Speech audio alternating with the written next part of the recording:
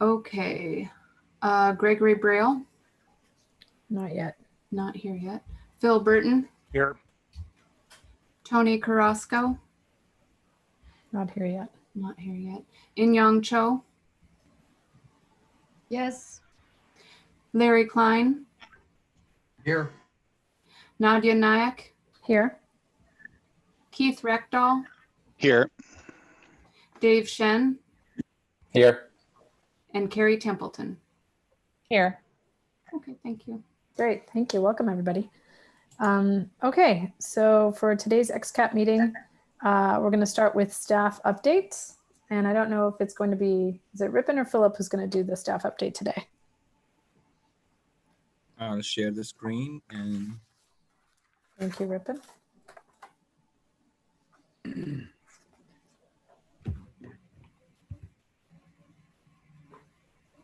you see my screen. So while Rippon's getting that ready, I know last week I said I didn't want to, bring back and keep going back and forth with the discussion about, each one of these different potential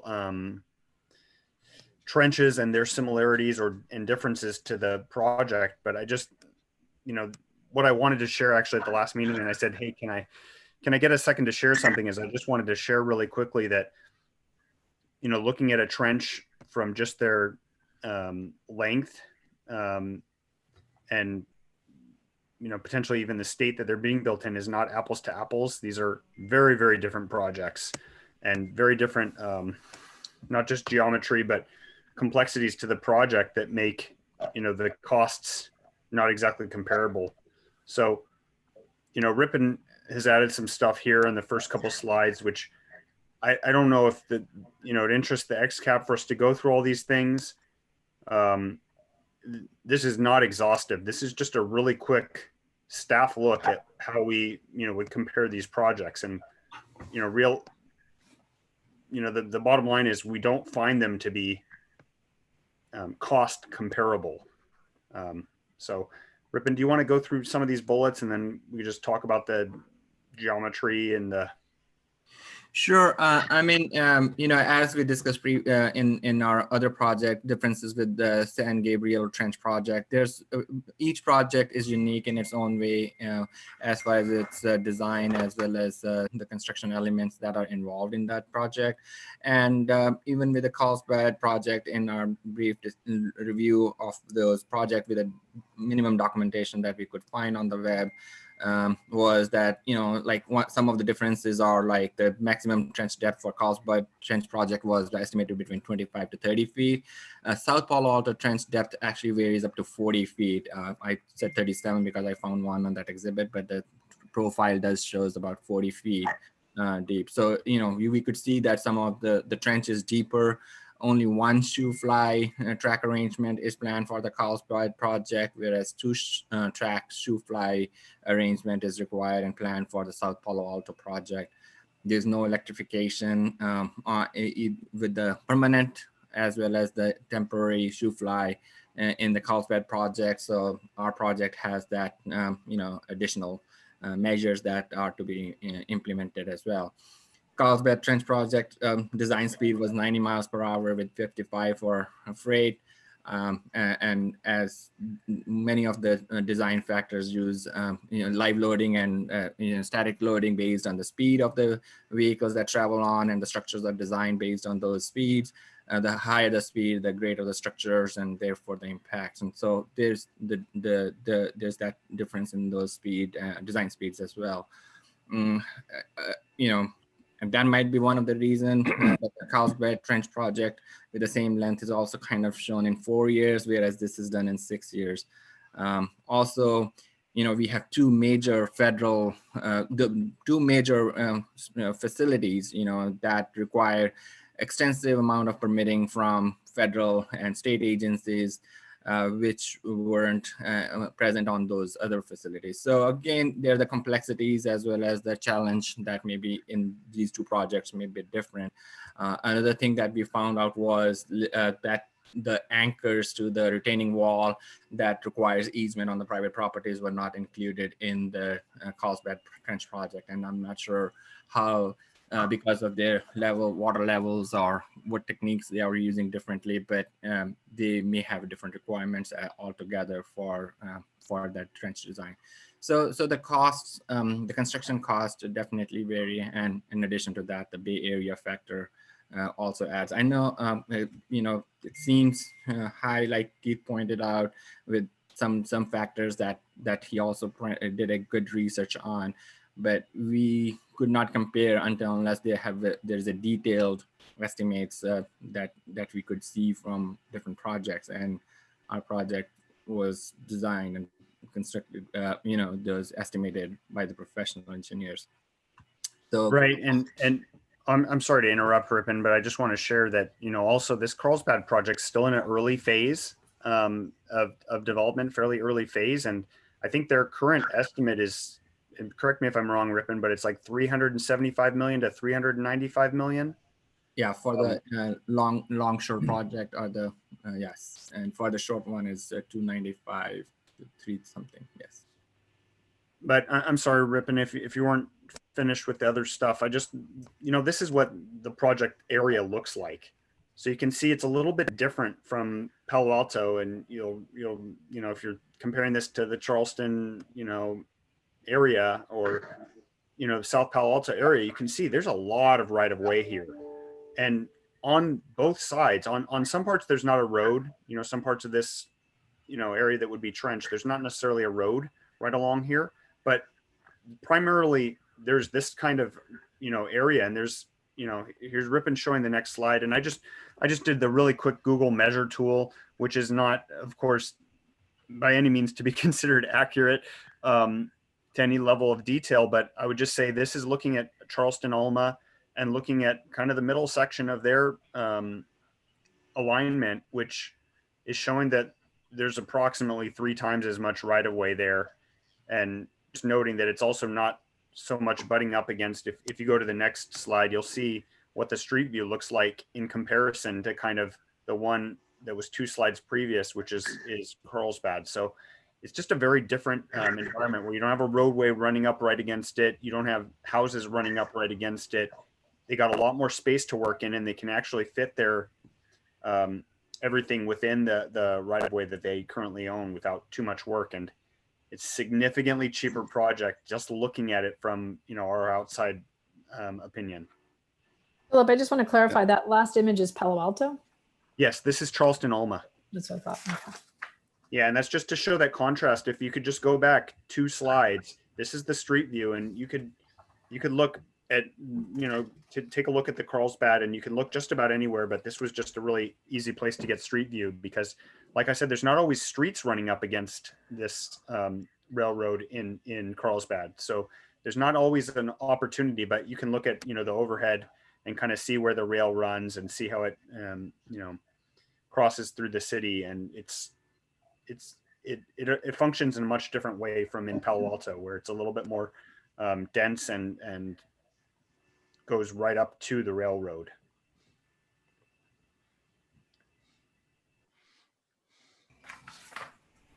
Okay, thank you. I did want to acknowledge that Greg has joined us. Hi, Greg. Okay, does anyone have any questions for staff before we move from this presentation?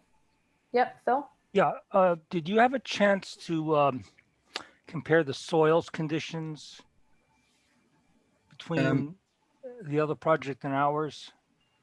There were very minimum soil study done on our segment as well as on theirs. So I think detailed, this is too preliminary to have soil evaluation. Yeah, because after all, we're pretty much kind of a compressible clay situation here, which I know raises construction costs a lot over sandy, gravelly soils. Yeah, so I would guess that it is different, soil composition, but like I said, I mean, to me, this just doesn't merit going into too much depth. And of course, we can't go beyond what they have available for Carlsbad, but I think it's just, this is an obvious statement from us that these are not a 1-for-1 cost comparison or comparable. No, the point that I'm sort of driving at very indirectly, because I don't really know, I'm speculating, is that AECOM included significant allowances for the need to stabilize the soil here, which may not be present in other projects. And particularly because we're in an earthquake zone, it's like a double Yeah, whammy. geotechnical concerns are different, I would say for sure.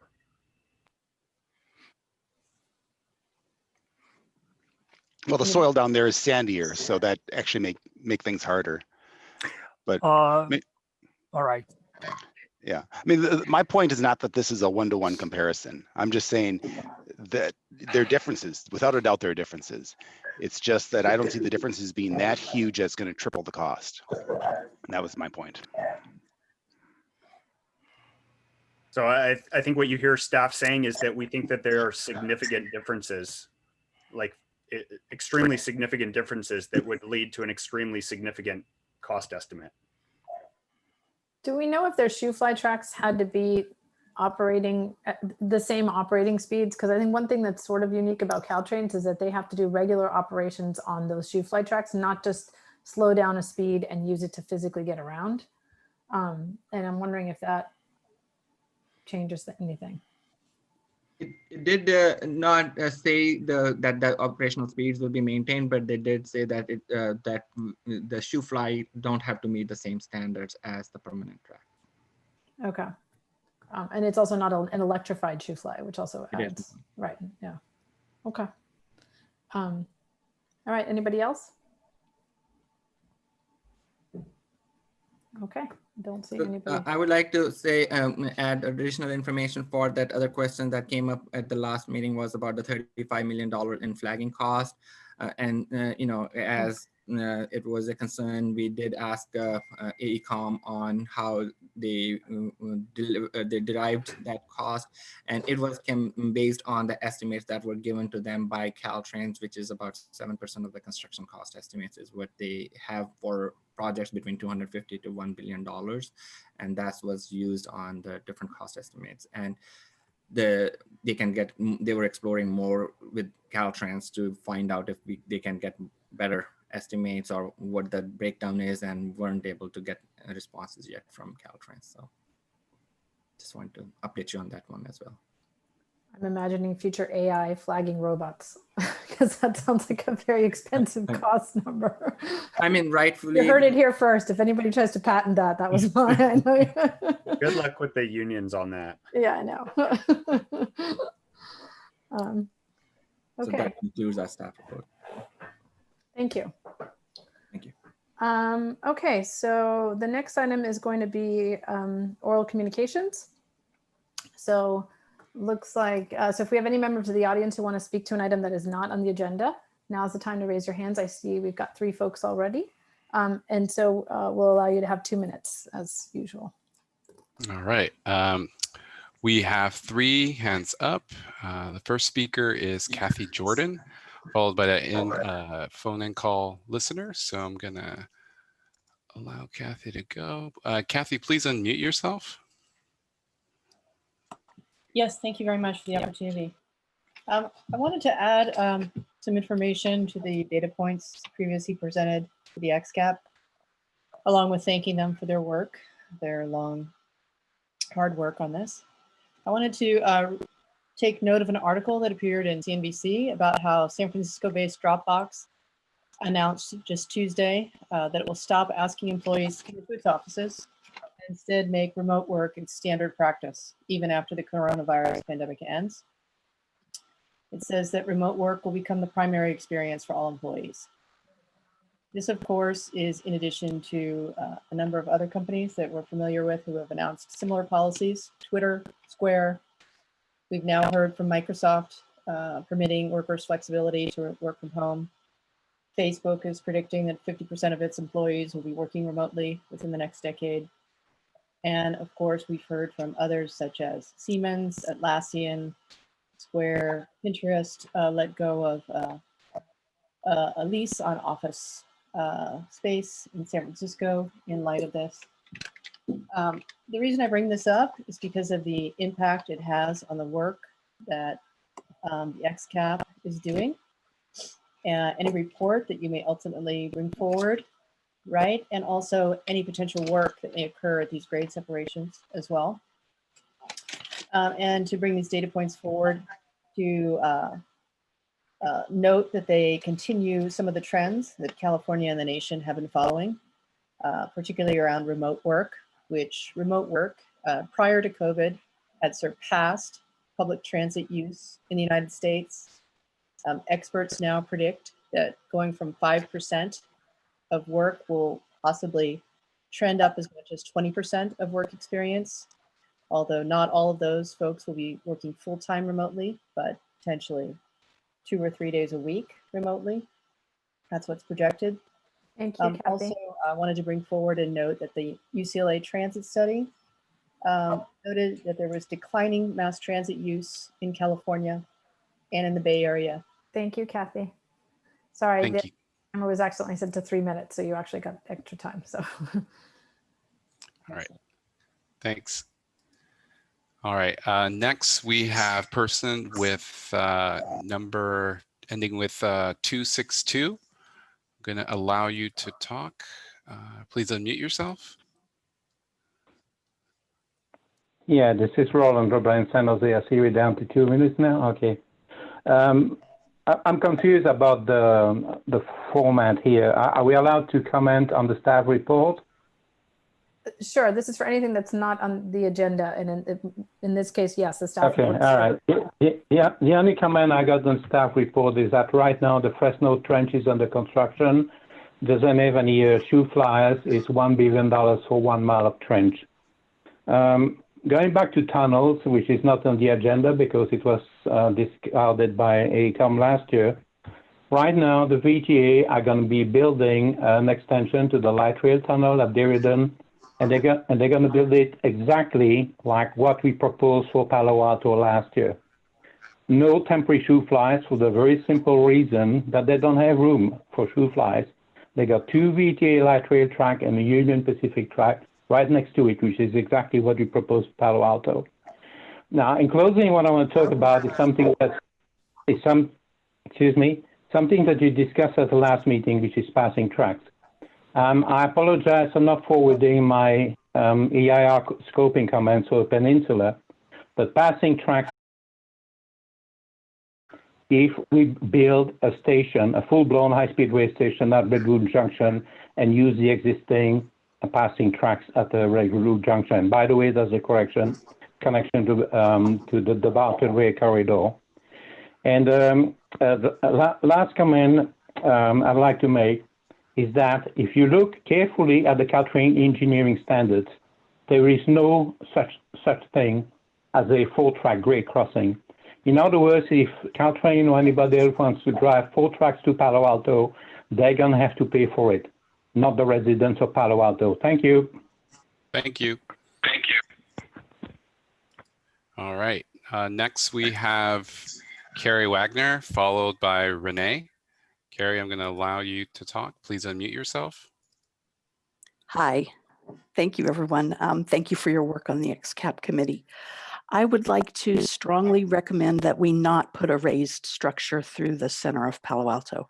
I think it would really divide the city, and that just is not a good thing. I mean, when you look at cities who have structures that are raised, they're taking the opportunities to remove them. I'm thinking of the Embarcadero in San Francisco after the earthquake damage. The city decided not to rebuild that thing, and I think everyone agrees it's so much nicer. I spent a fair bit of time in Rochester, New York, where my son was in school, and they have removed their inner loop because it really divided and segregated the city. So I really, really would like us to not have a large divider down the center of Palo Alto. Thank you very much, and thank you so much for your work on this committee. Thank you. All right. Next, we have Renee. Please unmute yourself.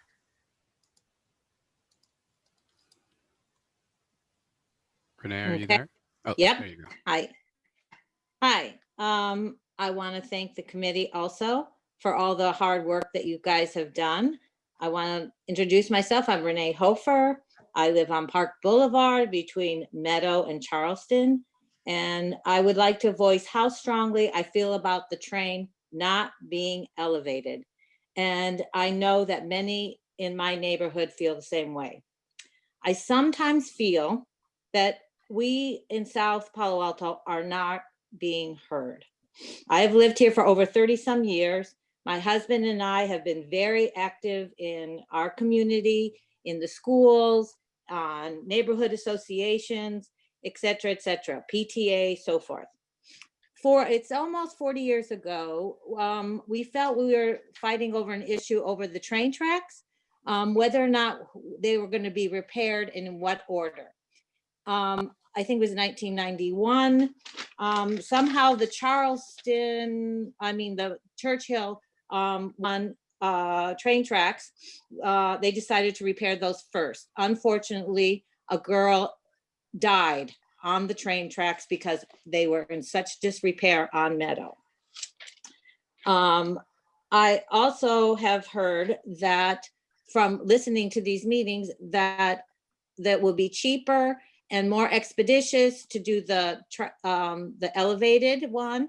And I think that somehow those of us who live on the train tracks are supposed to be taking care of the rest of the city.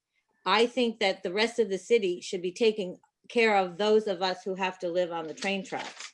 I've also heard during these meetings that somehow we should be grateful that there's going to be less noise. I find that insulting. I would be more grateful if they were not elevated.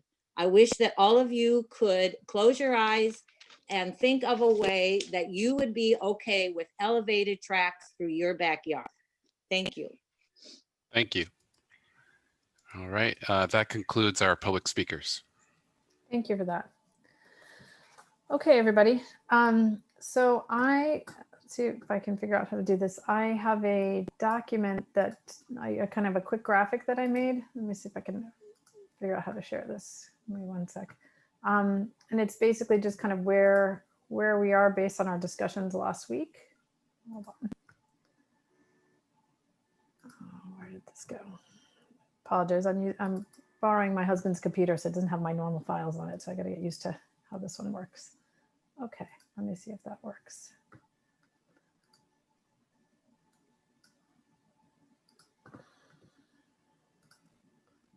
Nadia, do we want to hear from the public if there are any members who haven't spoken to us on Charleston Meadow? Oh, yes, of course. You mean like, let's take public comment. Duh. Sorry. Thank you for that, Larry. So yes, we're moving on to, and actually I totally jumped right in and skipped over item number 4, which is the member updates and working group updates. So my apologies. So item number 4 is actually just to check in on the chapters.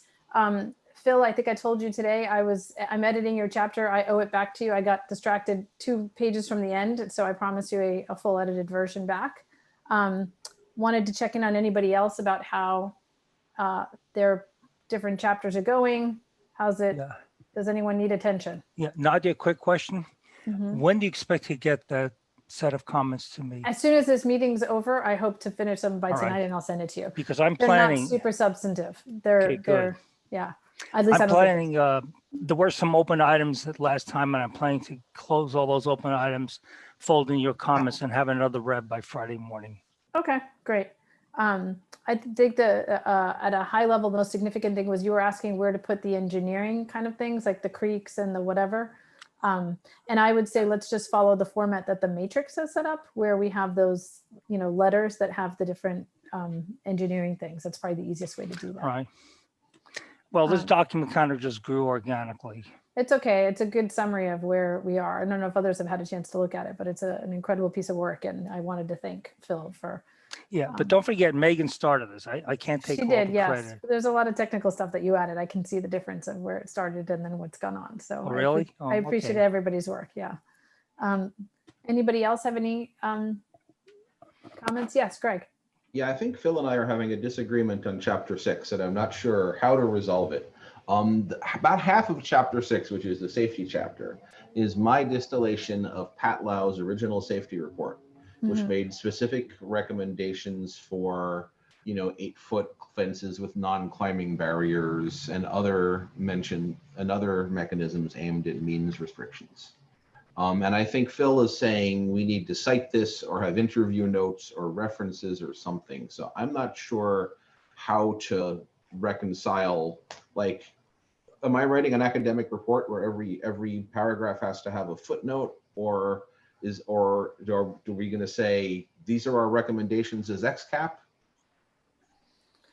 I mean, I'm happy with the chapter the way it is, but Yeah, I don't know what else you know, is I just required. question. So, Greg, it's pretty simple. And this is not in any way to be negative. You aren't the safety expert the way Pat was, and so if you have Pat's written document, that's your source.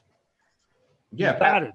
Pat gave us a doc. It's in the public record. What I did is I summarized it and I took out some of her opinions on different alternatives Yeah. because So those I are could making say people just nervous. if you can point back to that, that's probably all you need to do. Great, I'll do that. That's all. I think Okay. we're And I think- disagreeing on less than you think we are. That section is really, and hi, Tony. Tony has just joined us. I just want to acknowledge Tony.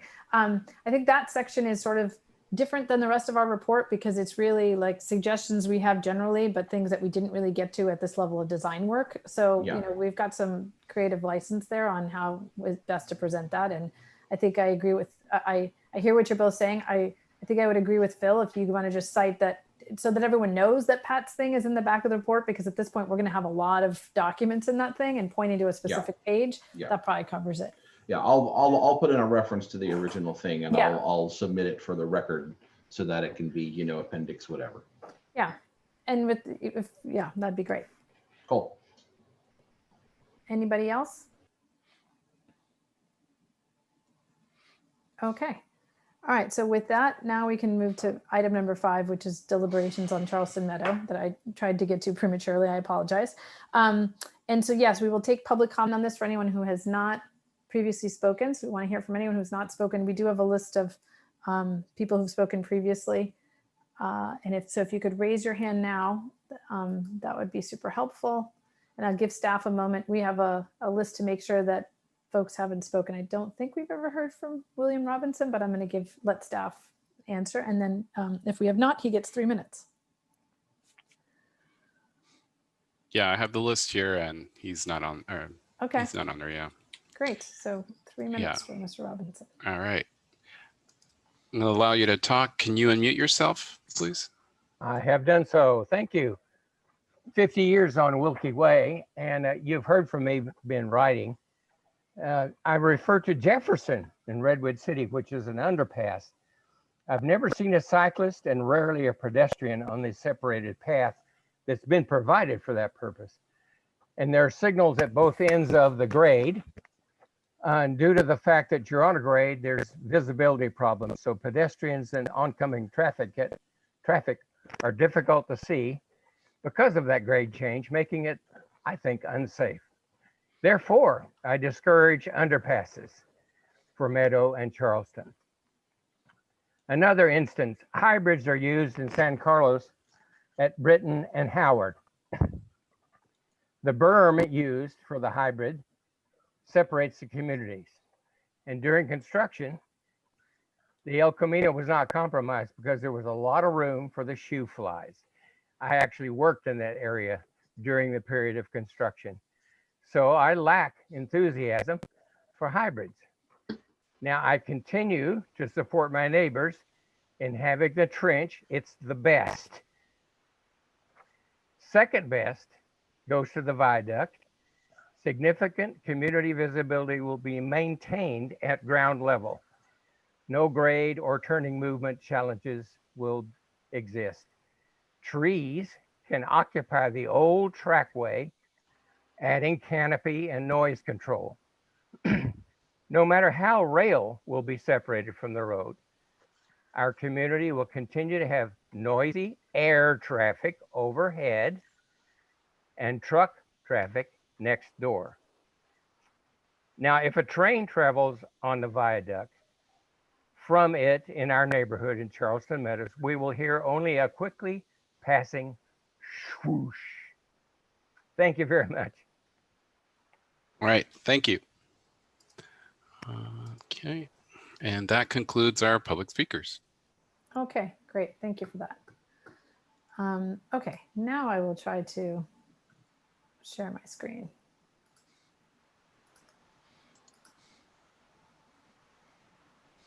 There we go.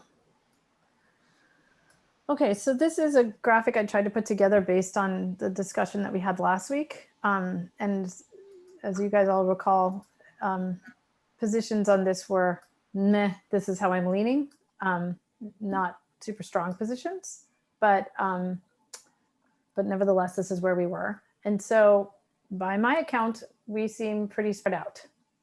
And I guess the real question is, how set are folks in their first and second choices? And for those who don't have second choices, maybe you might want to, it might be helpful if you might be able to articulate what your second choice is, understanding that there may be a big distance between your first and your second choice. But otherwise, it's a real question. You know, this group committed to try to work towards consensus, and I'm not seeing any clear consensus on what we're left with. But I'm open to hearing suggestions, and I just thought that this was a kind of an easier visual way to represent what was happening. And full disclosure, as I'm sharing this, I realize I can't see everybody, so you might have to call out if you want to talk, because I can't actually make the gallery large enough for me to see everybody's faces as I'm sharing a screen. So, or I'm happy to take this off. It's up to if people find this useful. Otherwise, we can stop share. Feel free to chime in, anyone. So I have a suggestion that would help me change my mind, but unfortunately, it's none of the above. And I've been increasingly advocating for a combination hybrid underpass. The reason why I am very worried about the underpass is the property takings, especially the apartment building. And looking at the charts, there are property takings both in Charleston and Meadow, but there are more at Meadow. There are also fewer turning movements at Meadow, which sends cars into surrounding neighborhoods, which people might not have remembered from the traffic report. But I think the people in those neighborhoods might not be so excited about the underpass. If we had a hybrid at Meadow and the underpass at Charleston, the amount of the neighborhood that is subjected to elevated rail is limited to the train needs to go up to Meadow, and maybe the road can go down a tiny bit and down again, which is a much smaller number of people who are impacted by elevated rail. And because that still leaves us with property impacts on Charleston, and I feel very concerned about those, but it's a lot less of a property impact. To me, that kind of splits the difference. Like if that was the underpass design, that would be my first choice. But the underpass design as it is with all of the property takings is not one that I can get behind. And that bothers me because I feel like the underpass is the only compromise we have between the fairly high level of emotion we have about not wanting elevated rail, which yes, I read all of my emails, and the high cost of the trench. Even if Keith is right and it's half of what AECOM proposed, it's still a lot of money. So I wonder if anybody thinks this is a totally crazy idea, if anybody is willing to think about sort of a hybrid option. If I'm the only one, then I'll have to go back to my corner. Yeah, Greg, if I may. Mm-hmm. Hi, Phil. I've been thinking a lot about this whole issue of property taking. And what troubles me a lot, this would apply to any alternative to property taking, is fair market value in Palo Alto doesn't equal the ability to go and buy comparable housing in Palo Alto. So I'm going to throw out a number, $2.5 million. That's what it would cost for what I imagine, rough number for a house, say, in Charleston Meadow. It might even be more than that. It might be more. Let's say it's 3 even. Okay. I don't mean to sound arrogant, but what the hell can you do with $3 million in the Palo Alto real estate market? Not much. So fair market value would not be fair in an equitable sense. It would have to be considerably more. It'd have to be replacement value, which could be $5 million if you consider the wear and tear, the need to carry 2 properties while somebody's uprooting household. But I don't think the laws are set up for that. The law is set up that if your house is worth $3 million, that's what you're getting. And good luck, Charlie, in finding something in Palo Alto for $3 million. To me, that's hugely inequitable. That's just a thought. And whether that applies to a rental property like the one near Meadow or the presumably owned property, single family homes near the traffic circle the roundabout rather, that really troubles me. It troubles me too. And that's why I'm thinking of this proposal. At least there's less property impact, but You're still sacrificing those 5 people. I'm going to guess it's more than 5 households that get impacted at the end. So if I, as the person whose number one choice was the underpass, I just want to say that, my support is contingent upon the fact that I don't believe that alternative has received the number of iterations that the other alternatives have. And this was something, and Tony and Phil and Keith, you guys were on the technical advisory committee with me. So now would be a good time to chime in if I say something incorrect here. But the design that was proposed for Meadow by the consultants was not the original design that was proposed.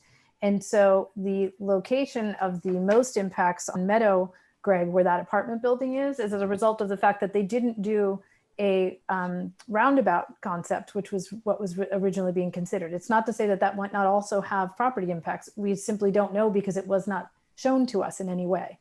And so I'm supporting that one simply because I believe that the design modifications can be made to reduce property acquisition. I think that should be the number one goal. And the number two goal, pretty even with that, is to respond to the bike and pedestrian concerns that have been brought up in the designs that have been shown.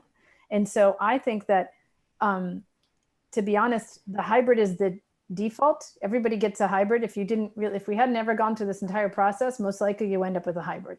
And so in my mind, we're asking the council, we're saying, look, we get that if we don't sort of decide on anything, probably hybrid is where everybody ends up. And so we really have heard the community loud and clear.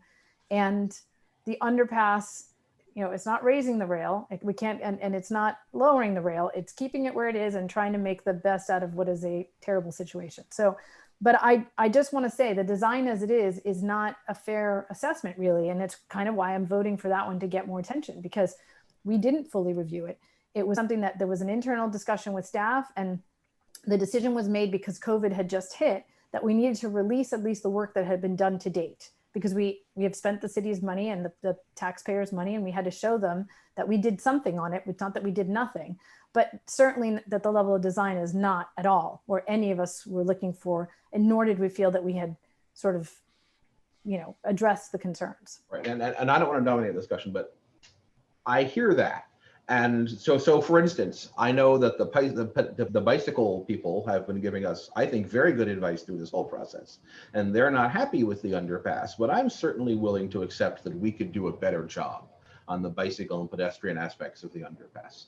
But I don't see any way in the laws of physics we could build any kind of partial underpass that doesn't have some impact on properties. That is true. And I would like to find a way to reduce that. And then maybe then I get to Phil's concerns, which are completely fair. But I don't think there's any underpass that doesn't have property impacts. I do think there's an underpass that can look as good as it can look and be as bicycle friendly as we can make it.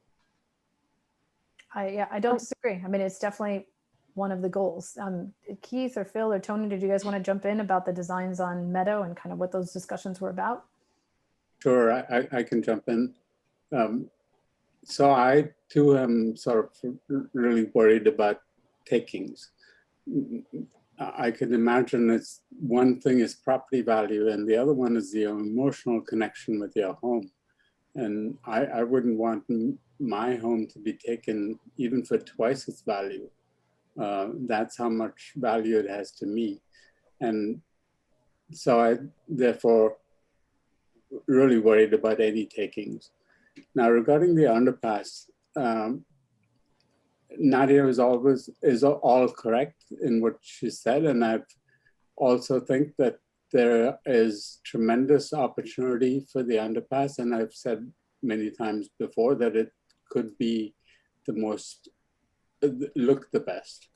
And the reason why is, I mean, I think it needs a lot more work. For instance, I think we should even consider looking at bike and ped needs first and see what comes up. And I think maybe a hybrid underpass sort of mixture might work. I think it's much more comfortable for pedestrians and bikes to have not to go down all the way. So this underpass might be a hybrid. So, but there's a lot of potential, and I think we have not explored it well enough yet. I just want to be clear. I think when Greg is saying a hybrid and underpass, he means a hybrid in one location and underpass in another. Yes. He does not mean mixing the hybrid and the underpass, because as we've discussed, Tony, the challenge is being able to maintain the turns on and off of Alma. And I mean, hybrid Meadow underpass Charleston is the sort of that's what a compromise that I could still not feel good about, but feel better. And I would love if this were a conversation about prioritizing bikes over prioritizing cars, instead of a conversation about building a large concrete structure versus taking away people's homes. But unfortunately, that's not where we are. Yeah. But I didn't mean Greg's version of the hybrid underpass. I meant a hybrid underpass, a hybrid with Elizabeth Alexi's version of it, because of the circulation and because of the ease of construction on that one compared with the full underpass or the present hybrid. So there's a version, what I'm saying is there are several versions of Elizabeth's idea, and I think we need to explore them. Okay, and I do have Tony, that underpass was your second choice. So Carrie, yeah? I'm going to chime in here. I don't know if my hand was visible, but I wanted to say that I feel like we're in agreement on you. I mean, you and I, Nadia, are in agreement on the underpass needing more. The underpass needing more study. And the reason I didn't want to weigh in more favorably, because I don't really know if it's going to be okay. And I have the same concerns that some of the others have brought up around, how the neighbors feel and how the, what are going to be the property impacts and things like that. So I just don't think we have enough information yet. And I do think this is one worth investigating. And I don't exactly know how we can push for that better, given the budget situation. But I do feel, as many have said today, that we don't yet have enough information and haven't had the thorough discussion about the options the way we did on Churchill. And I think that would be a disservice to South Palo Alto. I understand we want to push through, but we're hearing a lot of input, and it's great. We need to talk about it. Like, we've got hundreds of emails. We got a petition with 600 people talking about elevation and how that should be excluded. We need to talk it through. And I don't know why, we would want to put ourselves in a corner when we haven't had those discussions. Those discussions are an important part of the process. So I just want to throw that out there. Do we have this continued item that keeps going about, are we going to come to a recommendation? Is that what our goal is? Or do we want to come, like, does it have to be a choice, or do we have to say, here's what needs to happen next? And that might be more study.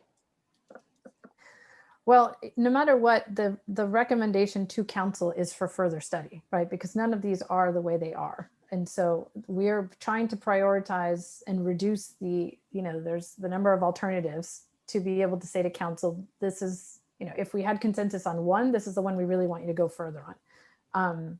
From the chart, it doesn't seem like we've got consensus. And so then the question becomes, do we want to throw our top two? Do we want to throw our top three? Depends on how everybody feels and how much movement there is among, the where everybody sort of landed on those. So yeah, I think my biggest concern when it comes to the hybrid is that if I looked at the video again, and the video basically shows, most of the time it's simply showing an intersection, which shows kind of the space underneath. But a hybrid is just like it looks in San Carlos, right? It is a 15-foot wall.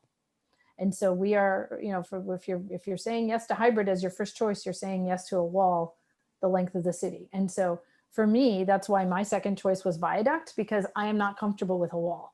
And frankly, the hybrid to me, the bikes and peds have to dip down. And so if the idea is for them to be as grade separate, either in Elizabeth's or in the underpass alternative, at least the bikes and peds are completely grade separated from the train and Alma, which I think has a big benefit. But if my choice is between a hybrid and a viaduct, I feel really strongly that I'd rather keep the kids and bikes and everybody else. I'd say kids because that's just the first thing that comes to mind, but keep them as flat as possible.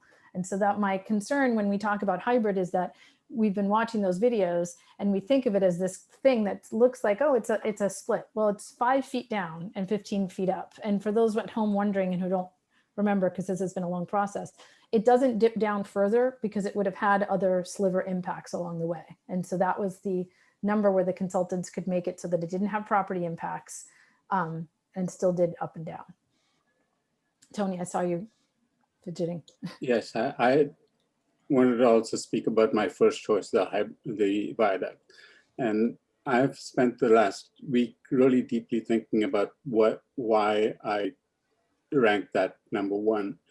And there are about 4 or 5 reasons. But the first reason is it scares me to be able to build anything else in this time when we are going to be in gridlock. I've done this for 50 years and I cannot find a solution that works without a lot of exasperation on the part of private automobile users as well as pedestrians and bikes. I mean, I've seen it, I've got letters while we're building buildings, and that is not in such constrained conditions and never with gridlock. It's terrifying. I mean, I cannot communicate to you guys why this will not work. It's just not going to work.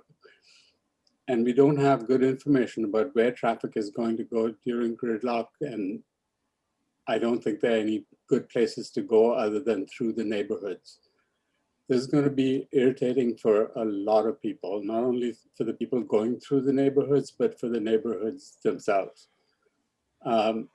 My view is that the viaduct, like the underpass, has not been explored well. I've been saying that we really need to draw a section, and I did that for myself, just for my own sanity. And it's so far away, the viaduct is so far away from houses, and here's the reason why. We have 120 feet of dimension there between Alma's right-of-way and the fences. The viaduct is 48 feet. The shoe fly tracks can be placed one on the existing track and one closer to the fences. The viaduct, therefore, is about 85 to 90 feet away from the fences. That is far enough not to be able to see it with a tree that maybe is 15 or 20 feet high. Now, sycamores grow to about 20 to 25 feet in about 6 years to 7 years. That's been my experience. So I don't think this issue of the visual is that as important as people seem to think when they don't have a picture in front of them. I would be scared too of a viaduct sitting right next to my backyard, but it is not so. The viaduct is far, far away and easily screened with trees. So, and it can be built really fast. I mean, you don't have to close Alma or Churchill for more than maybe 3 to 4 months, maybe less, because you just have to put a beam across one support to the other support. That should not take that long. And another powerful reason is that bikes and peds stay on grade. I mean, this is an important one for priorities for bikes and peds, which Palo Alto has expressed as their policy. So there are other reasons, but I think this viaduct the visual aspects of the viaduct are not that described. And so we can't make good decisions, and neither can the neighbors. And I've read emails about these very scary visual monster looking viaduct out the fence, but that's not so. And we really need drawings. Yeah, Dave? It seems to me that there's just tons of unknowns at this point, and we're not going to get better information. We've got a lot of people throwing ideas out there based on their own expertise, like Tony's, what Tony just said. But to me, I see that this group is unwilling to put, as you say, a vote on one single thing. And I think what I would advocate for is for us to take a step back and stop talking about the options themselves, because we're going to keep going over and over and over again why things are missing and why people hate them and hate this and that. And I've seen us do this already for 2-3 meetings, and I don't want to sit through another meeting doing exactly the same thing. To me, it seems like at this point, this is what we have. Now, what are we going to do as a group? Just as you were saying, Chair Naik, that maybe it's about we pick 2 or we pick 3, we stack rank them, as Carrie has said. I think that's where our discussion needs to be right now, rather than going over each individual one and talking about what could be done, what hasn't been done yet, because we already know that. And we could go back and forth on that and not get anywhere. I think we need to decide as a group, what are we going to finish this discussion with, and then work towards whatever that is. Okay. Inyoung, yeah. Oh, Inyoung, you're muted. All right, so I'm really against the viaduct, and it's last 2 years I've been saying this, and last 2 years Tony's been saying viaduct's good, and we haven't changed our minds. And you know, people has said that they don't want it, and what more do you need to convince them? Saying this, you know, you can put a tree, you can put this. I mean, come on, like they don't want it. It's not like, you know, just a row of people. It's just a lot of people. I mean, you know, there are 2 people sign it in one neighborhood, but like, I mean, you know, like think about it, like what, you know, they have, you know, Palo Alto, it's a nice neighborhood. They had a dream, they build a, you know, they bought a house, they work very hard, and, you know, they want to enjoy it, but they suddenly like, you have to move out because I don't want it, you know. And this is like more like eminent domain is also bad, but I think it's also like, you know, people building some big structure behind their backyard is just not, I mean, you know, it's not benefit them. It's not, you know, I mean, what the reason is, because like they're not even riding a train. Nobody in this street ride the train. And why do they suffer? Because of the ridership of the like San Francisco, and, you know, they don't even pay for this. And then we have to pay tax for it, and then they have to suffer. I mean, it doesn't make any sense to me. And yeah, I never said that I want a viaduct behind your house. I think that's too close. I know, but there's the 20-foot difference, and I understand it. And then I respect your opinion a lot, because you have a lot of experience, and, you know, also you're an architect, and, you know, you're, you know, specialized in urban planning and all this. You know, that's why I didn't say anything for the last 2 years. But like at this point, I need to say to you, because people don't want it, okay? Why can't you listen to these people and, you know, have some sympathy for it? I think it's because the people will be much more disgusted with the construction time and not being able to go east and west. That is the problem. So, and also like, this is how the way I think, because, you know, our task is giving a technical advice, not because of people's opinion about this, what the best solution is, right? And, but even no matter what the best solution is, if the people living there and don't want it and don't, you know, what good is it, right? I mean, you know, they have to live with it, right? I don't know. Well, this is, I mean, this is kind of my concern, is that if I were to say, do you want a 50-foot concrete structure between your house? The answer is no. I'm going to say, okay, do you want a 50-foot concrete structure behind your house, or a risk that your house is going to flood and you're going to have to buy flood insurance? I think the answer, maybe the answer is the same. Do you want a 50-foot structure behind your house or a 7-year construction project or a 6-year construction project? And if the answer is the same, I mean, that's okay. We're hearing that, but I want to make sure that we're getting all the information out there for everybody so they can make a decision based on complete information. Okay, this is kind of argumentative, right? Like, we don't know there is going to be flood. I mean, there potentially might be a flood, and if we're not addressed it technically, right? So it's like, oh, you're going to have a flood. If not, you're going to have a bike accident and people are going to die. We have to have a viaduct, you know? It's just like loosey-goosey argument to, like, you know, make your point to work. I'm not comfortable. Anyway. Yeah, I mean, I obviously, we've all been, for those of the public who don't know, XCAP members have received a very large number of emails over the last few days about, you know, please underground the train. We don't want anything elevated from South Palo Alto, which of course we have heard, and we've heard it loud and clear. I think the challenge for this committee is we're stuck having to make suggestions based on what we've been given. And my challenge, I mean, I as someone who has worked on this for a long time, the trench has been a favorite for many, many years. And I think that the part that I struggle with the most is that if, you know, a year from now, we knew that Caltrain was going to be able to give us an answer about 4 tracks, and then we might be able to have a discussion. But the trench design is something that Caltrain would have to be able to say that we'd actually, Palo Alto would have to show that our design doesn't preclude 4 tracks. And we cannot do that. We don't have that kind of work done. And so the fact that Caltrain, even if that's what we want as a community, Caltrain has the right to say no. And if they say no, then where are we left? And so that's what I struggle with. Yes, Carrie. Nadia, do we know if they have enough right of way for 4 tracks in Palo Alto anyway? They can fit 4 tracks. Well, they definitely can fit 4 tracks in South Palo Alto.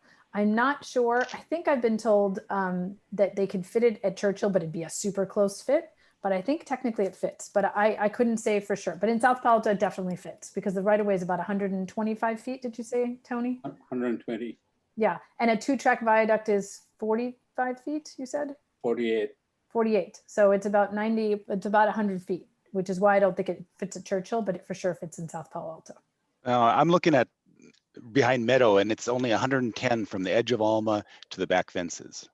Yeah, but we need less than 100, which we have, right? Yeah, but it's not 125. Yeah, I think it varies, to be fair to Tony, depends where you measure. Yeah, it varies. Yeah. But I think the most narrow spot is about 110. It only gets bigger. It doesn't get smaller from there. Correct. So. I Larry, think. Oh, sorry. ahead. Go ahead. No, go ahead, Carrie. I'm just a little concerned that we're talking about what they want if they don't have the space to do it anyway. So, you know. No, they have space to fit 4 tracks. Somewhere in Palo Alto, but not all down Palo Alto. In South Palo Alto, they have, which is Right. what we're focused on. Yes. Well, I just want to, I get that. I just want to make sure that we understand that by the very nature of the right of way, that's why South Palo Alto is getting this part of the discussion. I just want to make it clear. Thank you. Yes, thank you. Because I think that's important. I do hear the neighbors who feel like, well, it's not fair to South Palo Alto. And, you know, this is just the 4 tracks fit there. And that's what it is. And outside of what Roland LeBron said during our public comment, if I understood him correctly, what he's talking about is if High Speed Rail ends up using Dumbarton Rail as their connection, which is not currently the plan. So, Larry, did I see that you were trying to speak? Yes. I would I first want to sort of follow up on what Dave Shen was saying. I think maybe we have to acknowledge that we're not going to get a majority vote or consensus and present our findings to the council as a 4-3-2 vote or whatever it is, and go from there. But I do want to make a few comments, and particularly to the public, which is we get it that they overwhelmingly don't like either of the raised structures, whether it's the hybrid or the viaduct, and which of course does leave the trench. Okay. And I haven't heard anybody talk today, and I think we have to keep on reminding ourselves and the public that all these things cost money. And I know a number of people have said, well, we should keep in mind the 100 years and so on and so forth. That's easy to say when you're talking about maybe somebody else's money. And I've said this before, but I'll say it again, that there are only two sources of money, either Palo Alto itself or some external one, which means federal government, state government, some regional authority. And so you've got to, if we went to the trench, and I'm afraid also I'll come back to the underpass.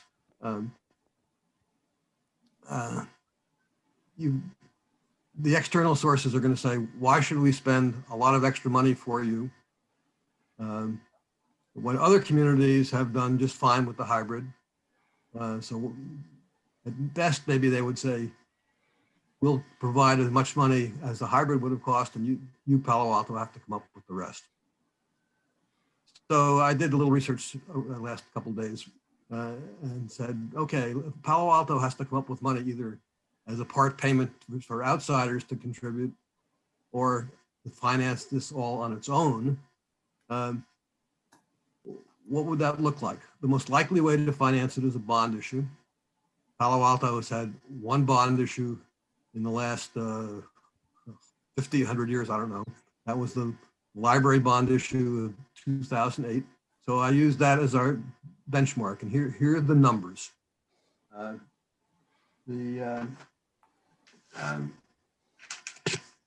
The bond issue in 2008 was for $76 million. And the result of that is that for each $100,000 of property assessment, that costs the homeowner $28.74 for each 100,000.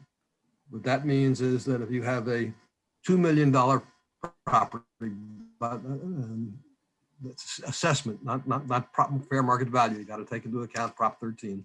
That that $2 million house is paying for the library improvements that we had. So if you take the trench, and I'll take our consultants say, just to sort of give some credence to Keith's numbers, but you can take it from wherever you want, because all you have to do is double it if you want to use the AECOM numbers. So $450 million, in other words, that's 6 times what the library bond issue. That means that would cost the homeowner with a $2 million assessed value $3,444 a year.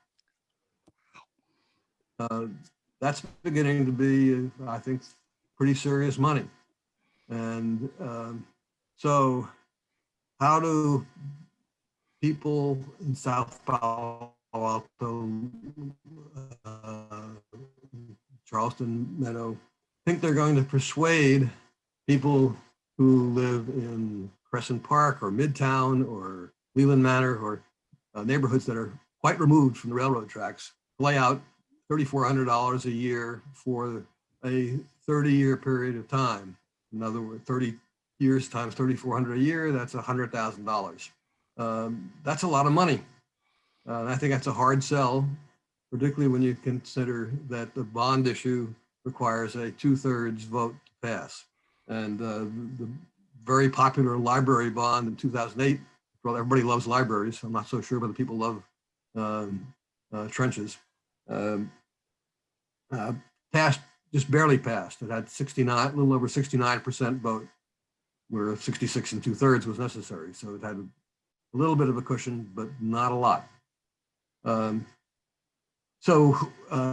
Just to come back, if people feel that there are some type of underpass might work with a lot more study, fine. I think that's what they ought to recommend to the council. For myself, I haven't heard that. Greg's idea today is the first one I've heard that seems to have any particular merit to me. the other ones are just saying, well, there has to be a way, but nobody's really persuaded me anyway, that, or even I think come forth with a proposal that would accomplish that. So I don't know where we're going to go, and I come back to what Dave suggested. I think that we say we're going to have differences of opinion, and that's what's going to go forth in our report. And that 4 of us may say, let's go with the hybrid, and so on and so forth. But I don't think that there's, and I think Inyang mentioned also that, that she and Tony have been disagreeing since the start, and I don't see how that's going to be resolved. So I think maybe we ought to move on and write our report and turn it over to the council. Yeah, Nadia, I have a quick question. Mm-hmm. So what Larry described to me is pretty important information. And I'd like to rebut what Larry said if it were talking about the no, money but- thing, but then when he said he was going to drop it, I said, no, but hear me out. yeah. So nobody's ever done that kind of calculation before, at least not that I've heard within the XCAP. So is there any way that we can document that in a way that I can then include that in the findings? So if I could just mention my rebuttal, and then we could talk about how to do that. So I would say that, as you know, there was a contingent of people pushing for a business tax, a proposed business tax last year. There were different alternatives. One of them included having a per square foot charge of 20 cents per square foot. And the calculations that I recall, I was trying to pull it up in some old text messages, was it's 20 cents per square foot, depending on how small the buildings are. You can get about $20 to $40 million a year for that. And part of the proposal that the group was looking at back then was putting money towards grade separations and to build affordable housing. And so, and that could be a tax measure that lasts 30 years. So I think when Larry was saying the only choice is either you do a bond or you ask for federal, state, or local money, well, that's not necessarily true. Palo Alto is one of the few cities that does not have a business tax to pay for transportation issues. And so that is, frankly, something that could pass the voters. And in this case, the voters would be approving, do you want to tax businesses? They're not taxing themselves. And it's potentially a source of revenue. Now, that is not something I think anyone would take lightly. I think, especially given the pandemic, there are certain economic conditions, but nobody is saying that this is something that's happening now. And if we're talking about a project for 100 years, I think it's worth considering that if we have an economic recovery, this might still be an alternative that could potentially be on the table. Okay. I would also say that the Stanford GUP was pulled, which was the general use permit, where Stanford was trying to expand. One of the things that everybody was pushing for was that Stanford, as a basically nonprofit, almost municipality that operates next to us, also participate with grade separation. So you have about $350 million in Measure B money, which could be combined with a potential business tax. And there's a question of whether the county would have Stanford eventually put up some money, because they depend on Caltrain to not go over their traffic numbers. And of course, I know the arguments of during COVID, we don't have these things, but I'm assuming that we recover to some state. So I would just say that I'm not comfortable putting any financial things in there. We had the financial consultant early on who kind of gave broad discussions about what those things could be, but that sort of opens up a can of worms for everyone to give their own, here's my version of a business tax, here's your version of a bond. I mean, it's just kind of I think a big mess. And I would agree with Dave, though, and Larry, that I'm not sure it's going to be productive for us to, I'm not even sure even where everyone is on their, 4-2-1-1 right now, if that's necessarily a recommendation, or as folks said at the last meeting, is just a leaning on where they are now and not even something that they would be able to say firmly. So. Yes, Inyang. Oh, you're muted, Inyang. I'm just seeing your hand moving. So if we get rid of a viaduct because people don't want it, if we could get rid of a trench because it's too expensive, do we have anything left? Well, you have an underpass. By elimination, Yeah. We have hybrid underpass, and people don't want the hybrid either. Right. And so hence my vote for let's study the underpass further. And so I would say, Larry, one other thing that you said was you didn't see any other designs that would be able to fix the problems at Meadow. Well, the original design that was proposed by Elizabeth included having another roundabout type alternative at Meadow. and she couldn't draw and didn't get far enough in the map. And that was something that we never actually saw. The consultants didn't end up drawing that picture in any way, and instead came back with their version. So the proposed, like, what else are we missing, is having a design that matches the one that we have at Charleston. Yeah, let me remind you that Meadows considerably narrower Yes. than Charleston. And if we're worried about the takings that are required at Charleston, we'll probably should be The more worried. acquisitions, yeah. The acquisitions, call what you want, people getting thrown out of their houses, that we would have more property takings at Meadow. Yeah. Well, I mean, the upside to that is that Meadow has a lot less traffic. And so Yes. Elizabeth's original design of having a U-turn or something like that, as opposed to a traffic circle, might be able to survive on Meadow. Yeah, it might be. There's also the whole issue of JLS, and which would be very close to whatever traffic device we propose, and that would need to be studied for the impact on school traffic, pedestrians, cars, and cyclists. I'm not saying it's not doable. I'm just saying that there's probably more complexity, and that may be why AECOM chose to not touch it. Yeah, I mean, I think in the end there may be lots of options, but I think Larry wasn't familiar with what were some of the other potential design alternatives, and because we really didn't give it much of a public airing, right? It was just sort of like, well, here we are, and that's when COVID hit, and then we went to virtual meetings, and so the conversations were much more limited. Greg, I saw you. If you want yet another idea, which actually some of our emailers have suggested, close Meadow and build the underpass at Charleston. Yeah, Hold on. Oh, yeah. The disadvantage of closing Meadow is that it would send traffic to other neighborhoods. But unlike at Charleston, these are the other neighborhoods that desperately don't want an elevated train. So again, it's trade-off, right? Well, we could close Meadow, no elevated train. So, but no the traffic property consultant impacts. said that we could not close Meadow, that from a Okay. circulation perspective, we could Okay. not. They very Okay, explicitly. I didn't realize that. No, yeah, it's okay. It was a concept early on, and there was a question because the traffic numbers. I know we're are- driving Philip crazy, but yes. Yeah, they're a little, they're less than I think Churchill was, but from a circulation perspective, there's Right. just not enough crossings in the south. Okay. Philip, you appeared. I'm sorry. I just wanted to. I heard a comment earlier that, and I understand why this was made, but that nobody from the public likes the hybrid option. I think that's what somebody said. But I just wanted to call the XCAP's attention to the town hall report, and which we shared last week, which on page 10, when looking at Charleston Meadow, the hybrid was actually the alternative that received the most positive feedback of all of the alternatives, followed by trench and underpass, which were all kind of close, and actually the tunnel as well, which was not far behind that. The viaduct was the one that received the least positive response. Just sharing that, just to counter the narrative that nobody is in favor of the hybrid. There actually were significant respondents that felt that they were in support of it. Yeah, and I think the fiscal impacts can't be ignored. I mean, we're asking this question in the middle of a downturn in a pandemic. And so some of these numbers look very scary. And if you were building them today, they might have one option. If you were at the height of a boom period, again, you might have a different reaction. And I'll just remind everyone where we were 9 months ago, and there was sort of different excitement and amenability to looking at other alternatives, even if they cost more, right? And so I think our attitude has just changed.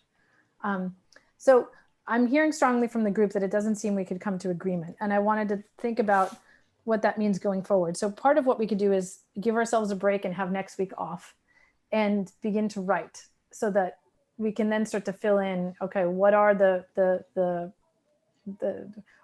what is it that we've said about all these things and that we keep coming back to? And how do we kind of fill those in and make sure that then we get a version out for everyone to be able to make sure we've captured each specific thing about each of the alternatives that's relevant. And I wanted to hear if there's interest in doing that.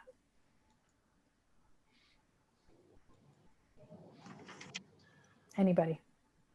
Yep. I think that's what the council wants. Sorry. Go ahead, Greg. Yeah, it makes sense to me. Yeah, Okay. it makes sense to me too. I think. Good Okay. idea, Nadia. Dave, yeah? Just a quick one. Do we need any kind of just closure about what where we're at in terms of the liens and all that kind of stuff before we move there? So yeah, so I guess Dave and Phil, for you, I didn't have, let me put my box back up so we can talk this through, and then let's see if that works. Yeah, and I would actually change mine as well. Okay, so sure, Greg, you want to go first, and then Dave, I'll let you think about what your second might be. What I recall saying last week actually was that I really was torn between the hybrid and the viaduct. I actually continue to make the viaduct as my first choice based in part on many of the arguments made by Tony, especially the fact that the viaduct is not right on top of anybody's backyard. Okay. However, I think the underpass has more potential, and I would make that my second choice. Okay. I am concerned that both of them are expensive, but I think we can make, if we could make an underpass that had very limited property impacts, if that were possible, I would feel very good about that, but I'm not sure that we can, hence viaduct. Thanks. Okay, did I get that right then? Viaduct 1, underpass 2? Mm-hmm. Yeah. Okay, Dave. Do I have to have a 2 or? Well, it would really help with our color coding here. You're screwing up my diagram. All right.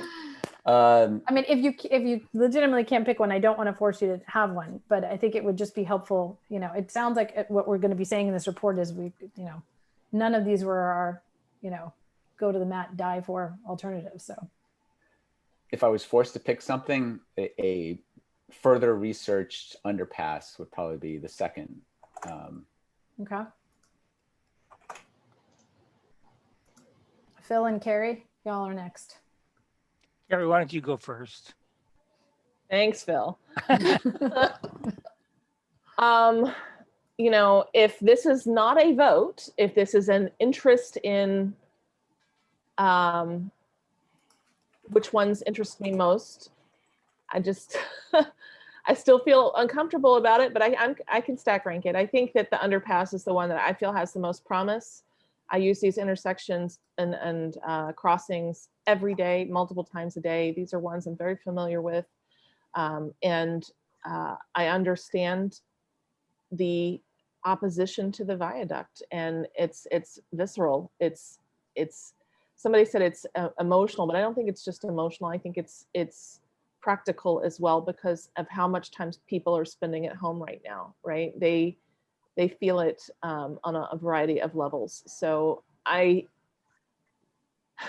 went down to San Jose earlier today, and I drove through absolutely beautiful, well-lit, of course it's a beautiful day. I went through a very well-lit underpass, and they had all the slope in the world, right? They had all the space, and it was really nice. And I know that we're much more restricted in our space, but I do feel like we can find a way to make this underpass pleasant and feel like a positive part about Palo Alto, but I don't think we're there yet. So I do hope that we can ask the council to invest a little bit more in understanding what it could be. Thank you. Carrie, what's your second?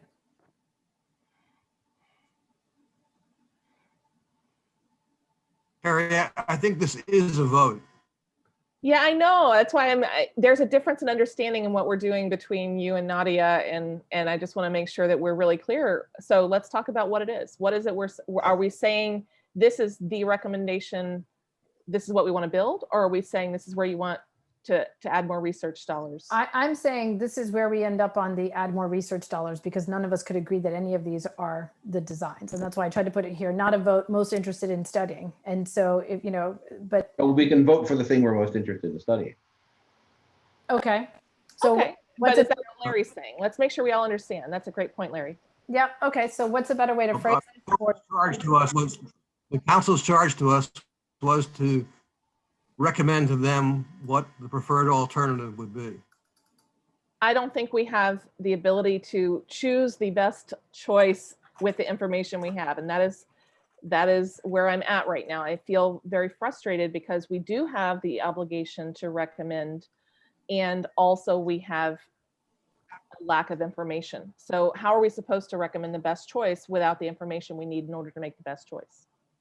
And so that's why I had nothing there last time. So here's a different vote. How many of us would be more comfortable saying we can't make a choice, and full stop. And then here are the pros and cons of all of them, and we're not sharing this chart with anybody. Except we did. Well, but it's discussion, and we're all saying really clearly, like, none of us love this. Like, I'm not going to stand behind my Viaduct as my second favorite. That was like my close runner up. No way. I'm saying I need a lot more information. And based on what little I know at this point, this is my very distant second, but in no way is this like, hey, this is for sure what I think they should do. Well, and also just from an equity perspective, like how much time we spent, I mean, my God, the hours we spent on Churchill in comparison to these other intersections, which are extremely important, right? We've given them short shrift. And I feel as a South Palo Alto, I know that's not my seat on this commission, but like, I feel like we haven't really done the vetting that we have been asked to do. And also, like Larry said, we have to at some point stop. So how do we reconcile these two differing and the tension between these two things? And I think that's worth discussing. So I'd love to hear other opinions if anyone has. Okay, so Carrie, can I, even though I was very happy to let you go first, now I'd like to, based on what I've been hearing. So I'm going to channel my inner Larry here and say that we're never going to get all the information we want, and yet we have to make some kind of recommendation to council. Otherwise, they're going to throw up their hands and just proceed like we've done nothing, which would be a disaster.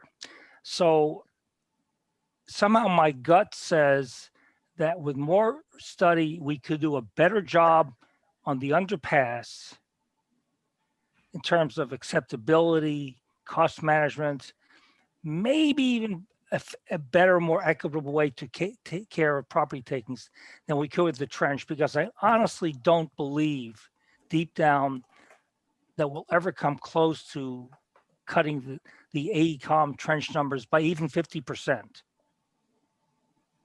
I just don't believe that. That's the old civil engineer in me speaking. I think so that my second choice, based on speculation here, I'll admit it, would be the underpass. Okay. And that's pretty wishy-washy. I realize that, but if we are doing a vote and somebody's going to hold my feet to the fire, I'm going to say underpass and pull my feet away from the fire. So I will just say, if we're doing a vote, I'm in the abstain category, which is what I'm now calling we can't decide. Carrie, if I think I put I'd you like there. to be too, but I'm not sure that circumstances completely allow us to abstain. Well, I mean, what I heard council members say is that, you know, the world changed, right? I mean, let's face it, we were on a pretty good path until this pandemic kind of turned everything upside down. And I don't think anybody is going to fault us for saying, you know, you spent all this time, how did you not come? No, but actually, I know the pandemic is an excuse for everything. We can't be made to be excuse, but I don't think the pandemic totally affected construction costs or property takings or turning motions that are physically feasible. That stuff existed even before the pandemic. Now, it may be a convenient excuse, but I don't believe it's intellectually honest. And I'm being very blunt when I say that. I don't disagree, but I think it certainly impacted our ability to do a better discussion of the underpass, to spend the time that we need on South Palo Alto, and frankly, to have the town halls and the community discussions and be able to go out and sit at a farmer's market and talk through people. Because I mean, if we'd had that choice, I would have had. I personally, I have done in the past several presentations to neighborhoods to help them really understand what all these alternatives were. And if it wasn't for COVID, I think that's the kind of work. Yeah, no, I agree. If it wasn't for COVID, we might have set up a table at some farmers markets like the one on California Avenue. Right. You know, and said the therapist is in 5 cents. That's a tip of the hat to Charlie Schultz. Yes. But we can't, and yet we did get town hall feedback. What if we said to the council, we're really uncertain and we need some money more, a sliver, shall we say, to study this alternative before we can be more definitive with council? Would they be averse to giving us a little more money as opposed to, we don't know? I don't know. I saw Carrie and then I saw Dave. Okay, I've said my piece for now. Thank you, Carrie. Thank you, Phil. And I do understand the need to come to a conclusion on this process. I'm exhausted too, and coming every week and still needing more information is frustrating. So I understand where you're coming from. If I were to have a second choice, and this may be controversial and it may not be allowed, my second choice would be probably no build. If people need to have a valve that goes across where, you can get across Alma in the time between trains, then and that would be for Meadow, not for Charleston. So I don't know even how that, like, we're not even this far. I don't feel like we've discussed this. I don't know why we're voting on it, but that's one of the things I would be interested in talking through for the second choice, is to see how we can minimize. I believe somebody, Greg maybe, said earlier, have a different treatment for Meadow versus Charleston. I'm interested in looking at that more. Yeah, I mean, to me, the underpass feels like the people's second choice winner. And it's like, I would be supportive of asking council to go for another round on it. Me too. I wanted to give Dave a but chance. after that's done, I may be completely different. One last thing before we move to Dave, can we change that to can't decide with current information, please? Sure. Can't decide. Sure, go ahead, Dave. To me, it sounds like we're still waffling. And if I could suggest this, to me, we probably need to address council's mission to us first, which is please give us a recommendation. And to me, we might want to vote for, sorry, council, we can't decide because we don't have enough information. Once we establish that as a group, then we can go say, well, what can we give them, given that we're not going to give them something? I don't know what you guys think about that. I love the last council, they were not adamant that we give a recommendation. There was a lot of interest in pros and cons. Because one thing that's going to happen is their decision is going to be downstream of the Caltrain. We don't have the money to do anything right now, and Caltrain's doing the study. I would be shocked if they wanted to pay any money right now to do anything. So Keith, am I putting you also in the we can't decide? Correct. Yeah. I mean, my two choices are the trench. There has to be more study on that to have a reasonable cost, and the underpass. I mean, the thing you have to understand with the underpass, though, is we're not going to get a Cadillac underpass. We just don't have the real estate for that. Yeah. It's going to be slow traffic and it's going to be functional, but it's not going to be luxurious. And that's the mindset that you have to have, or the underpass will not work. In Young, by the same logic, does that mean that you're sort of in the same boat with Keith? We can't decide on current info, or you feel that you could? Because I think you're a little more passionate, but I'm not sure what you think about the technical hurdles. Yeah, I think, yeah, we can decide. We can decide. Okay. We can or we can't. I decided because I felt like I had to decide it. So. Right, but you're in the cannot decide. Is that correct? I can put an X in the box. Yes or no? So what's that mean? So you cannot decide. So it kneeling what I chose, 1 and 2, or just? Yeah. So it basically says what, Dave, you want to repeat what you said? Because I think you said it really well. First, we should establish what we are going to deliver to council, which is, can we or can we not deliver a recommendation? And my recommendation on that is, let's vote on, sorry, council, we cannot decide with the current information. And yes. That's what we should establish first as a group. Yes. Okay. All right. Nadia? Yes, Tony. My view is that we've come a long way. We've got a lot of very good information, and it's just about 60% of what we need. But and also I think we've narrowed down the choices to about 4, 3 to 4. So I think we need a little bit more money to make sure that we are looking at what we plan and representing it to the residents of the city so they get a better idea of what is proposed. And so I think the underpass, the viaduct, the hybrid, and Keith's view of the costs on trench and others are good ones to study in the next, at the next level. But I think we've got a lot of very good information so far, and I want to recognize that. Thank you, But- Tony. I would agree. Tony, so sorry, can I put you down for we can't decide with current info? Is that accurate? Because you want more information. You just said you want Yes, more money. we need Yeah. more information, yes. Okay. In Young, I saw your hand go back up. Yeah, I want to ask Keith. So, Keith, if the current cost for trench is accurate, do you support trench?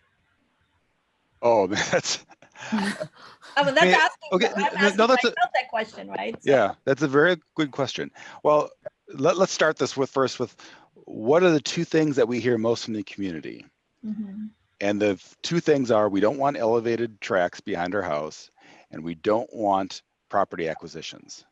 The trench fixes both of those, and no other option fixes that. So for me, from an engineering standpoint, the trench is the winner if you're looking at what the public is telling us. Yeah, that's what my Yeah, from the money standpoint, that's a big chunk to swallow. I don't think it's that high, but that would be you'd have to look at the financing and say, well, between all the Measure B and other things, can we afford it? I'm skeptical that we could, but I still would like to make it try. yeah, that's so. But oh, go ahead.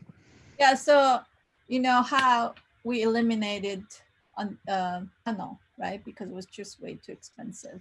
In the same logic, you know, only looking at there's a 2 yellow, you know, maybe we eliminate it's simpler. So that's what I was, you know, thinking, you know, what rationale we can eliminate, right? So I think there's danger to eliminate it just because it's expensive. And yeah, that's what I'm asking this question. But if let's say the trench came down to half price, well, then it's in the same ballpark as a viaduct, and then it's a slam dunk. I think the trench is so much better than the viaduct. So if it's down in that 500 range, the delta cost over the other ones are not that high. And if you're talking about amortizing this over a long period of time, you're adding value to the community. The question is can we get it down? And that's why we need more work on the trench.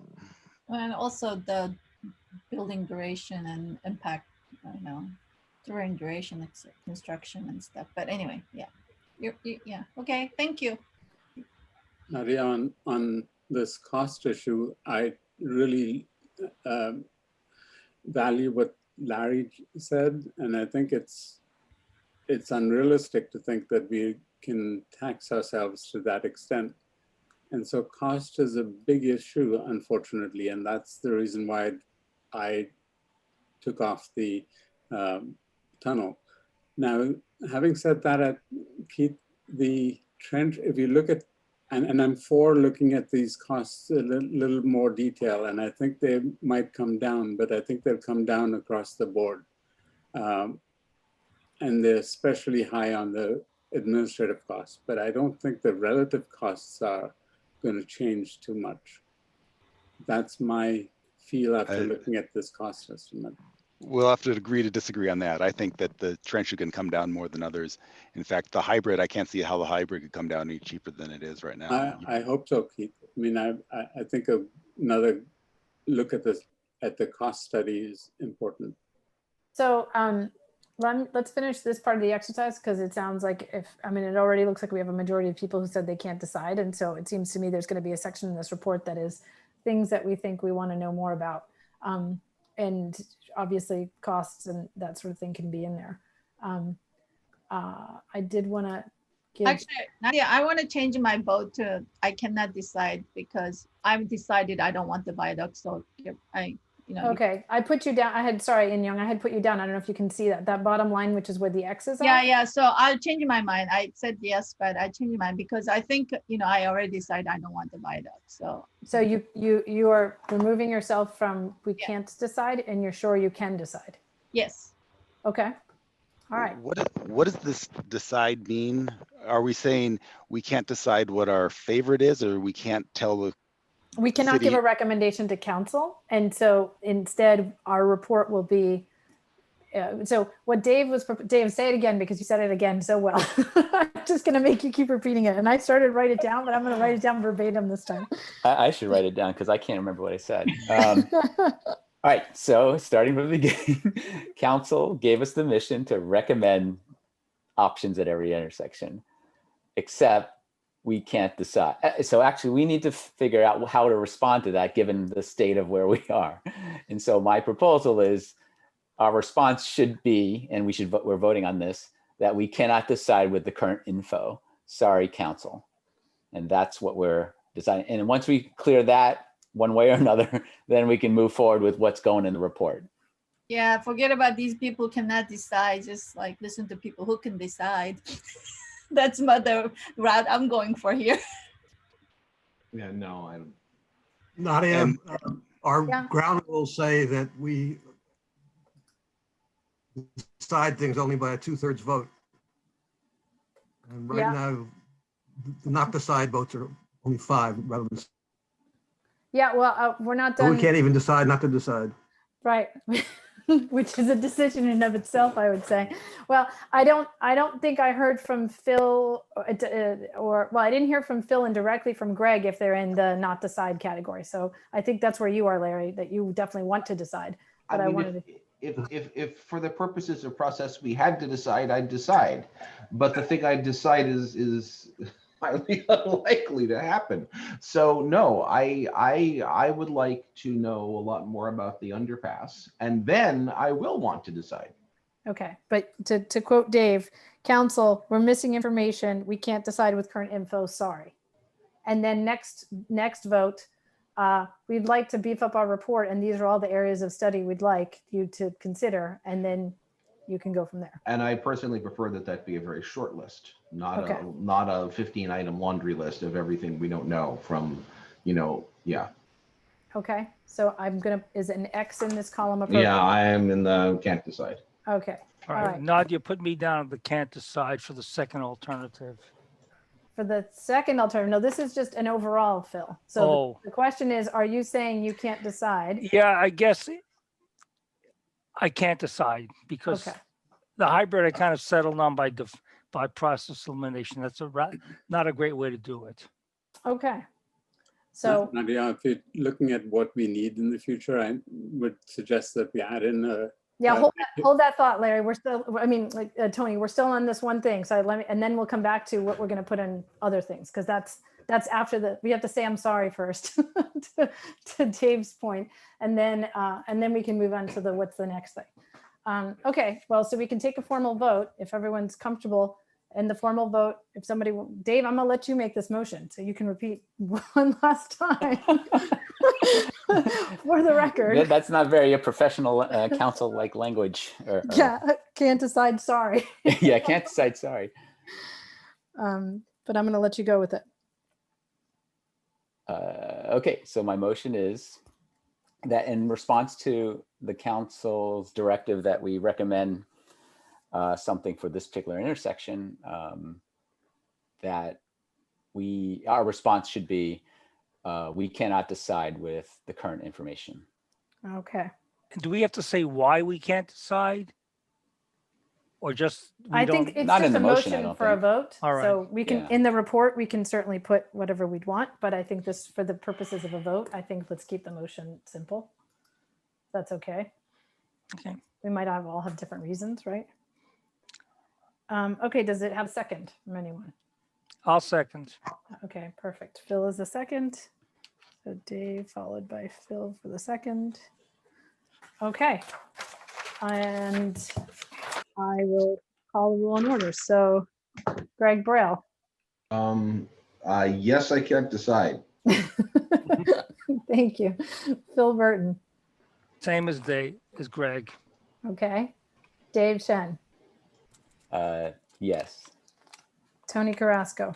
Yes. In Young Cho. I decided. So you're voting no on this motion, correct? Okay. Yes. No and yes. Okay. Larry? No. Keith? Yes to the motion. Okay. And Carrie? Yes to the motion, though I'd love to see it accompanied with, here's what we need in order to decide. Yes, we're gonna do that next. And then I'm a yes as well. Okay, so that passes 7-2. All right, part 2. Now what? Okay, so I guess what I kind of heard from In-Young was some sort of interest of trying to narrow the field, although I'm not sure that we got very far with that. So does anyone have suggestions? Just looking at it like, Larry and I decided, but we're completely opposite. So, that negates it too. So. Right. So I think what might be most productive here is we need to basically write. And I think maybe the best thing to do would be for the groupings of people who voted similarly. And we have a lot of people for underpass, so we might have to decide how to break that up. But for example, the 3 folks who are most in favor of hybrid, that was Phil, Dave, and Larry, that they might write something for the report that describes, the hybrid and where they are on that, and whether or not you like it as it is, or whether we needed more information, or whatever you want to do about hybrid. I'm trying to break up the writing because otherwise it's a lot. For those that were interested in viaducts, we might be able to have a grouping there, and keeping in mind we have a Brown Act issue, because once we have 4, actually 4 is okay, right? That's the maximum. Is that right? Did I get that right? Yeah. Yes. Correct.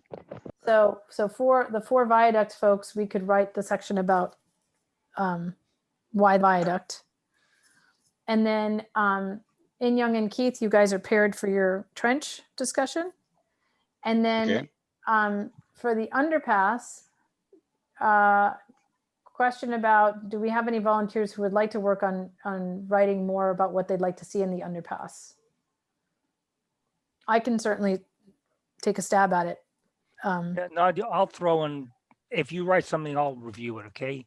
Yeah, Okay. I mean, I'd be able to contribute as well, since I had some of the weird ideas. Okay, great. Nadia, on the viaduct, you have 2 people who are headed as Greg and Tony as their first choice, and you and I have it down as a second choice. It seems to me the people who had it as the first choice should be the people who do the writing for it. Okay, we can do that. So that means, Carrie, you and I would be doing the underpass. And Greg and I can do the viaduct. Yeah. Yes. That's Okay. fine with me. And Greg, Tony, viaduct, and then In-Young, Keith for trench, and then that leaves Phil, Larry, and Dave for the hybrid. Does that work? So the tricky part is, if we skip having a meeting next week, at the bottom of your agendas, if you've got them handy, you can see the meetings we have coming up. So I propose we skip next week so that we can just get a break and write. But that would mean that anything that's going to get posted for the meeting on the 28th needs to be turned into Sarah. Sarah, remind me, is it Thursday afternoon that you need it, or Friday morning? Thursday afternoon. Hello. Hi. Preferably Thursday afternoon. Okay, so Thursday by 5 p.m. Next Thursday afternoon, right? Not tomorrow? Correct, yes. Good. That would be, let me get Next. Thursday the 22nd, is that correct? Yeah, Nadia, it'd be better if it wasn't 5 p.m. Okay, earlier. so let's say noon on Thursday? Yeah, noon would be great. Thank you. Sure. Sure. It's like you guys are busy or something. I don't know. Anyway, okay, so Thursday at noon is our deadline for those writings. Okay, and then just so that everyone's aware on the calendar going forward, and as we write, we might be able to take time off, because frankly, it's too hard to have a meeting and then turn around documents. But I did want to note that November 11th and November 25th, November 11th is a Veterans Day holiday, because it's like a Wednesday holiday. So we may need to see if folks are amenable to potentially doing a Tuesday meeting if we end up skipping another week somewhere in there. And then November 25th would be the day before Thanksgiving. And so again, we'd have to see whether people would be amenable to have potentially a Tuesday meeting, but we don't have to think about that now. That can be maybe for next week, once we kind of see how we're progressing with this. Let me stop my share here. And Nadia, did you say the 22nd or the 28th? The meeting would be on the 28th, but the writing that you'd be doing 22nd. has to be in on the 22nd so that Sarah can post it in advance of the public meeting. Okay. Right. Yeah, and Nadia, if I'm ready, and I hope to be ready a lot sooner with my chapter 4, can I just distribute it to people in the XCAP for review? We have to give it all through Sarah. It all has to All be right, done so through Sarah will do, I'll get it Mhm. to Sarah, she'll distribute it, and then it's all proper. Yes. All right. Although people, how does that work? Nobody can actually tell Phil, once we get a copy of it, when can Phil get feedback on that if we're skipping a meeting next week? In other I words, don't know. You and I are giving Phil feedback. I think you've already given him some, and I've sent him a couple. Yeah, well, I'll tell you what, Larry, I'll wait till both you and Nadia have given me feedback, and I'll fold that in so we reset the clock before I put out Right. this next version. and I haven't turned anything into Phil yet. That's what my to-do is tonight, so I'll turn it into both of you. All So right, you fine. can both see. I think that's a good. Larry, you got cut off. Yeah, your audio's No, I'm agreeing with you. okay. Okay, good. I'm glad. Great. Good. Okay, awesome. All right, yeah, I think it's just a matter of us at least writing at this point, and then we are going to have to figure out maybe in groups how to be able to write more often, so we don't just have to have meetings where we go through each other's work. Yeah, Inyoung.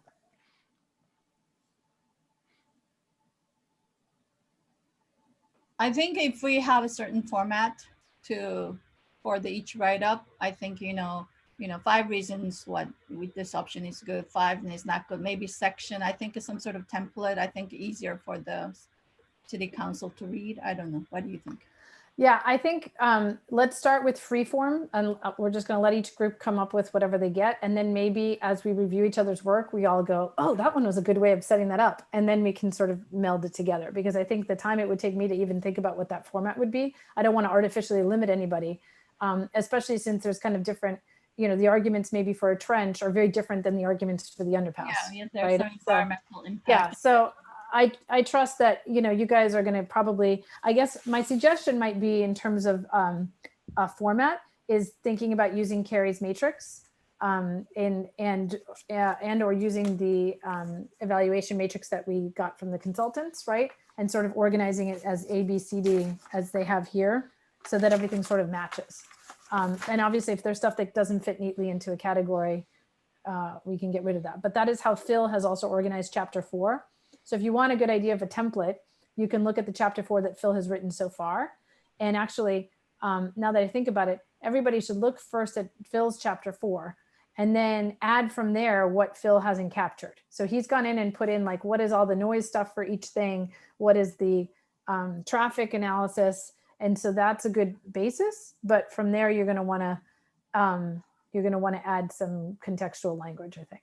Yeah, if that's going to be the case, Nadia, I'll hold off until a few days into next week to give everybody adequate time to do that. Oh no, I think, well, okay, I think you can still, we can talk offline. We can still be All right, working we'll on do what that. we've done, Okay. because this is just sort of additional, right? And then All right. we can eventually, and you don't necessarily have to be the one who folds that in. That could be something that they fold in once we have a different version of yours, right?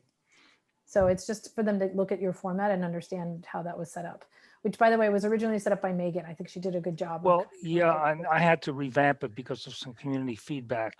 Yep, So and by the way, I'm hoping for more community feedback. yep. You heard that, community? This is your chance. So review chapter 4. Écoutez bien, s'il vous plaît.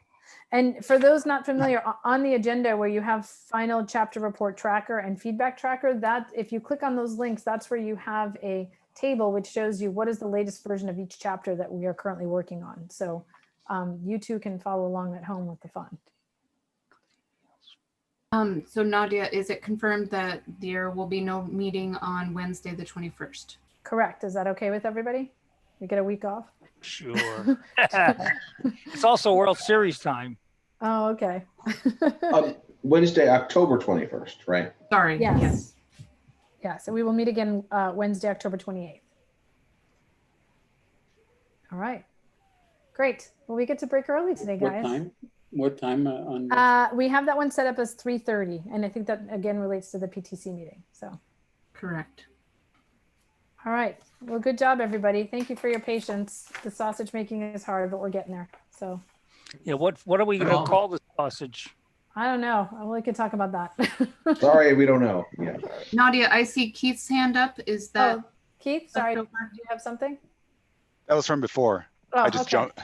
I had my hand up waiting my turn and then I just jumped in. So Oh, no worries. Sorry. It's when I'm sharing a screen, I can't see hands up. So it's always better to do popcorn format. Plus I'm Hispanic. I'm used to people just interrupting. So for me, that's just the natural way. That's the way we talk. So, all right, guys. Thanks, everybody. Take care. Bye-bye. Okay. Bye. Bye.